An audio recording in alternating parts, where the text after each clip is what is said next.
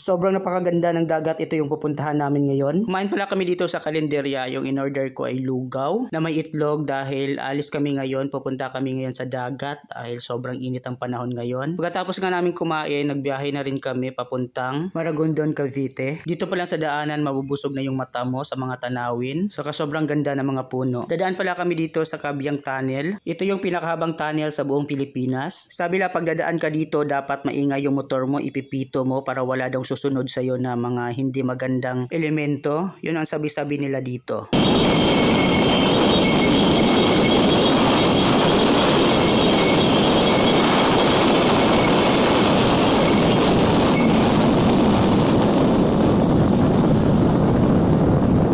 Ganon kaingay lahat ng motorista pag dumadaan dito sa loob ng Cabiang Tunnel. Saka may nadaanan kami dito, sobrang ganda ng view mga lods. Kaya tumigil kami at nagpa-picture. Tingnan nyo naman lods, parang painting yung view ng dagat sa kabundok. Habang nagpa-picture kami, may lumapit sa amin na si kuya. Nag-aalok siya ng resort nila. Dahil mura yung alok niya, ay pinatos na lang namin. Syempre kung saan yung mura, doon ka talaga. 100 yung entrance kasama na yung cottage. O diba, sobrang mura na rin yon. Saka kagandahan dito, unlimited yung fresh water nila. Pati yung CR la sobrang linis. Kaya sulit na rin sa 100 kasama yung cottage, diba? Pagkadating pala namin, nagluto kami ng makakain namin. Pagkatapos namin magluto ng mga inihaw na uulamin namin ngayon o kakainin namin, naligo kami agad sa dagat. Sobrang init ng panahon ngayon mga lods. Pag high blood pala kayo mga lods, ingat-ingat kayo paglabas ng bahay. Sobrang init ngayon ng araw. Saka uso ngayon yung stroke. Para maiwasan mga lods, uminom kayo palagi ng tubig. Saka maligo kayo palagi para hindi kayo ma-stroke. Pagkatapos namin kumain, naligo kami agad dahil sobrang init na nga. Pero bigla rin makulimlim yung langit. Alam nyo mga lods, sobrang linis ng dagat, ang linaw, nakikita yung mga bato sa ilalim. Yun lang mga lods, hindi buhangin ng dagat ito, mabato pero sobrang linis. Ay mga lods, hanggang dito lang, maraming salamat sa panonood.